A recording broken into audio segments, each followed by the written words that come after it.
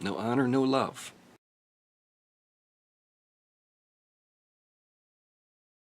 And that is Paris in the 20th Century by Jules Verne, written in 1863 and finally published 1994 maybe. We do our best. What's important about this book is partly his predictions, which are unbelievable.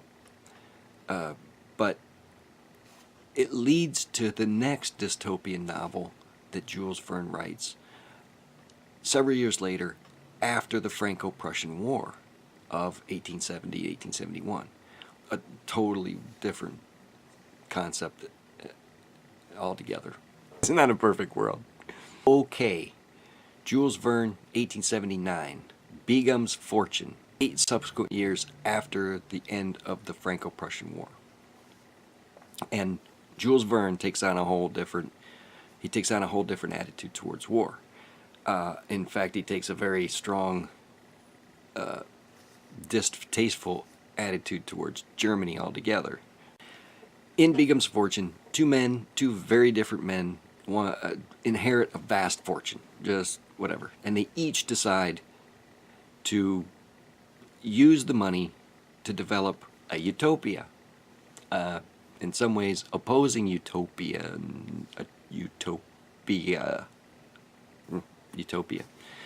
It's maybe not important to this story, but they're each granted land in Oregon, Washington State, northeastern. This is 20 years after the gold rush, but northeastern United States. And somehow or another, Congress grants these guys strips of land leading from the Cascade Mountains to the ocean. Okay, don't ask me. I don't know where it comes from. I don't know where it comes from. But that's the story. So, Dr. Saracen is the good guy. He's a French physician, and he's very concerned about public welfare and the condition of the common man in the streets, public health. And this is what he takes the moral high ground on government being involved in providing safety, security, good health, good food, prosperity, whatever, to the people. Okay, the nemesis is Schultz. Schultz is a German paternalist. He's a scientist and a chemist, but he's not going to create the same kind of utopia as Saracen. Schultz, as a chemist and a scientist, is convinced of the innate superiority of the German people over the French, over the Latins. He's composed a supposedly scientific proof, which he's titled, "Why do all French people suffer from one degree to another of hereditary inferiority?" No. Why do all French people suffer from one degree to another from hereditary degeneration?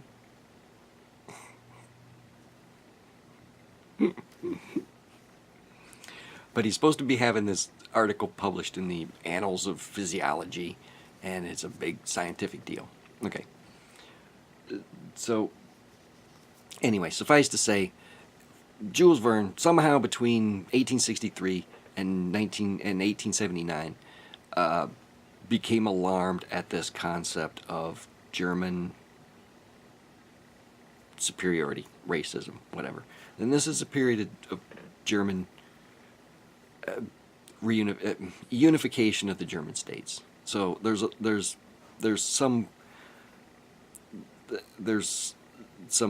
certainly some historical, political factors at play here. But the war, which Jules Verne appeared to be using in the first book to represent honor, he has thrown it out the window. Gone. Remember, this guy Schultz, Jules Verne is predicting a guy that's not unlike Hitler. That's 60 years before Hitler. Schultz spends his time, he builds a factory, he builds a giant factory, and his office is at the center, and he's very paternalistic, and he doesn't even have an aide, doesn't delegate power to anyone. He's got an iron fist. And he builds these enormous guns, and he's going to launch these shells at Saracen's Utopia.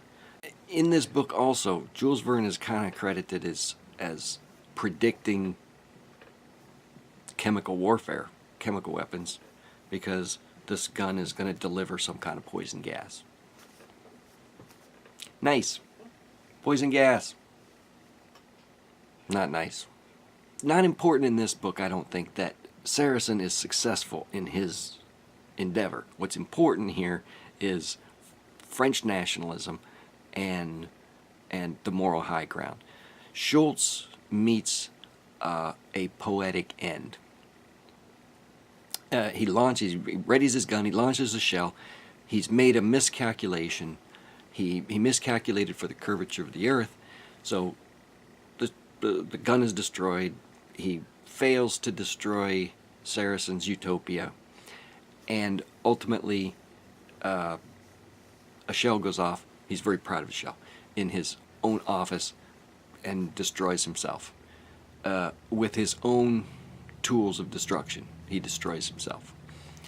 And since he's left no one else the secrets of power or the keys to the kingdom, his city-state falls completely apart. Of course, now the good people move in, they take over the factory, and they continue building weapons, but they're going to use their weapons for good, not for evil. Good people take over the factory, and they continue building weapons because they realize it's necessary to have a strong defense to protect their goodness. Interestingly, I guess, this book had a resurgence in popularity in Israel after World War II because of the Schultz, the likeness to the character of Adolf Hitler.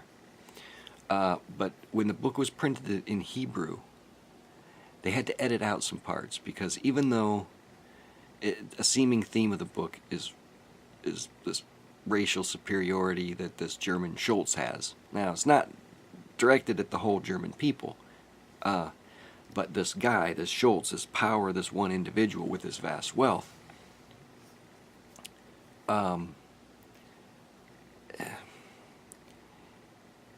anyway, whatever. It doesn't morally impugn the German people. It's this one guy, Schultz, who believes in this superiority. And it's a scientific, oddly, it isn't just like a toothless redneck who's a racist. I mean, this guy is, he's on the cutting edge of technology, and he's a scientist. And he's come up with this idea that there's racial superiority. I think that's just not how we're taught to look at it today. Racists are these, well, whatever you think. They're bad people, but they're toothless, stupid rednecks. In this day, a racist was a scientist, an early progressive, which is what Hitler was also, is human progress can be brought about by eugenics and superior races. And this was what science taught, that there's racial superiority, there's genetic superiority, and it was considered the cutting edge. It was the cutting edge of technology in the day, all the way through the 1920s and 1930s and into the 1950s. The moral issue was in the purpose of the state to be a force of positive development in the lives of the people. It would be a mistake to think that his whole point in this is to show how bad racism is, because when this book was republished in Israel in Hebrew, they had to take out some parts that Jules Verne put in where his son was cheated by some long-nosed people or something. Yeah, cheated by foreigners with long noses. I found that kind of funny. Well, not funny. The backdrop to this book is all of 19th century European history. So we might as well get started. It was written in the aftermath of the Austrian-Prussian War. No, it wasn't. The Franco-Prussian War of 1870-1871. There had been a Austro-Prussian War of 1866. Prussia had annexed some territory. They got some back. They tried to make the German Federation. They had upset the war with Austria. Germany reclaimed some territory that they had settled after the Napoleonic Wars. They had settled it in 1815. So grabbing more territory, they're upsetting the balance of power in Europe. And that made France very nervous. Prussia has developed along the way a inferiority complex. Really, that's, sounds weird, but Franz Joseph was Emperor of the Austrian Empire from 1930. No, he was born in 1930. He ruled from 1848 until his death in 1916. Franz Joseph has Austria, Hungary, northern Italy. He's got an entire huge, gigantic empire. And over here, the various Napoleons have the French Empire, and they all have their problems.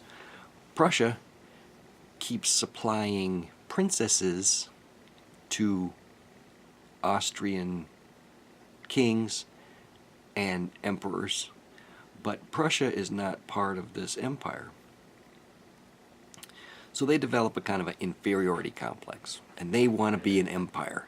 So Germany's on this long path of unifying all of the smaller states. And the Ruhr becomes really very important. It's a coal-rich, and by 1870s, enormously wealthy manufacturing district, mostly due to the Krupp works. Okay, that's a whole. We'll do Krupp another time. The Arms of Krupp is a fantastic book, and it tells a lot of it reveals a lot of very interesting things about this European struggle at the time. 400-year-old family. Anton Krupp made guns, became a gunsmith, made guns for operation during the 30 Years' War. In 1740, another Krupp develops crucible steel, basically a more or less modern development of steel. By the late 19th century, the Krupp Gusto fabric.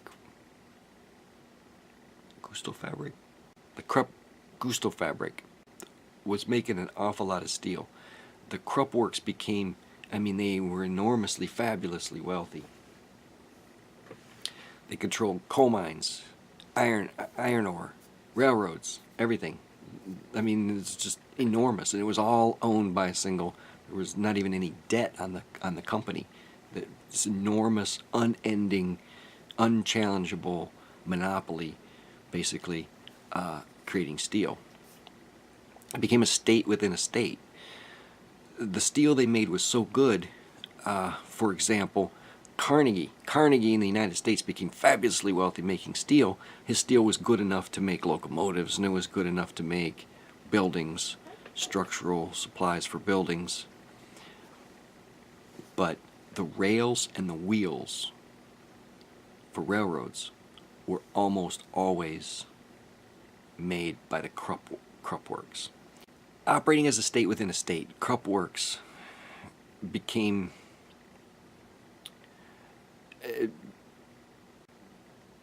interested in controlling the balance of power. The whole balance of power European thing, empires rising, empires falling, various states, unification, reunification. The Krupp works is in, the Krupp factory is involved in this. And what they would do, you make a steel cannon. Once you make a steel cannon that's stronger than the cast iron cannon, you go to the German government and you say, I got a steel cannon, it's better. And the German government says, no, we don't have enough money for that. We're not going to buy it. So you go to Russia. Russia says, oh yeah, we'd love to have cannon superior to German cannon. So Russia buys the steel cannon, and you go back to Germany and go, oh, the Russians have steel cannon now, they're going to outgun you. So Germany buys the steel cannon. You go back to Russia and you say, oh, Germany has steel cannon now. You need armor plate. So they buy armor plate. You go back to Germany and say, you need armor plate. They buy armor plate. Then you say, well, they have armor plate. You need armor-piercing shells. So you wind up a single man running a single factory.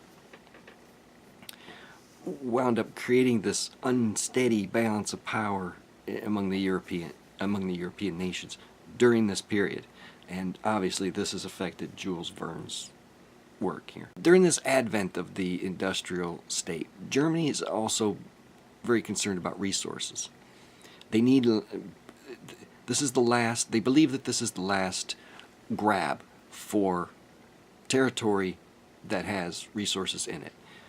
For example, colonial, this is the last period where European nations were grabbing colonial districts in Africa. Interesting thing about the Krupp factory is that also affected Bismarck and foreign policy. And it harkens to what we were talking about earlier, the Luddites. The Luddites broke machines in order to have more bargaining power. Well, by the time Krupp becomes a huge industrial monster, the Social Democrats are already active in Germany, as are a variety of socialist groups. And to combat this, Krupp institutes, he's very father-like, whatever. Germany's the fatherland. It's very paternal. So Krupp Institute gives free housing to some workers, health care, public parks, all kinds of social welfare systems are in place, paid for by the company. They just take he develops this enormous loyalty, and the whole region is loyal to the industrial prince who feeds them, clothes them, whatever, provides clean conditions for them to live in, good education for the kids. He builds hospitals. He is an industrial social welfare provider. And this is the and this is where Bismarck gets his ideas that you can combat, and there were never strikes at the Krupp factory because as soon as somebody showed disloyalty, everybody else would run him out of town because he was that popular. But Bismarck took on these policies he learned it from Krupp, is you can combat your socialist and social democrat communist. Social democrat is communism. You can combat their demands for social welfare by simply providing social welfare. So in other words, there were no Luddites in Germany who just broke machines for no reason. This is an industrial state that's developing, and it's working essentially for the people, except for the fact that this one single person who manufactures this one, more or less, well, you know, when you're that big, you hire all the best minds out of college, and then it's not long after you got steel that you've got alloys, and you've got titanium, and you've got all the coatings and abrasives and machines and everything else. So, I mean, this is an enormous factory. And there were not really problems with unions because the people were being pretty well taken care of. But Jules Verne knew all of this, and this was the world that he wrote in. So there's a lot in this book about working out the power of the state, about the industrial age, about the new industrial elite created by steel. steel is militarism, because steel, that's what you use to build weapons. In this particular book, Jules Verne seems to be favoring constitutional monarchy. Since these are both utopians, these are both essentially socialist societies, but he's favoring a constitutional monarch, a benevolent constitutional monarch, over a single man with totally centralized power. The totally centralized power can obviously become very easily corrupted and be driven by the ideological path of a single man. That's really the problem, what he's talking about here. In the end, Biggums Fortune is about French patriotism faced with super weapons and emerging victorious because of moral superiority. And that's my take on Biggums Fortune. You can disagree. The next significant dystopian novel is The Republic of the Future, A Socialist Reality by Anna Bowman Dodd. In this book, New York City is destroyed in 1900, and it's rebuilt on a socialist framework. And Henry George is enshrined as their liberator. So this is really kind of a satirical book that aims to poke holes in what she considers utopian ideals of certain political snake charmers, if you will.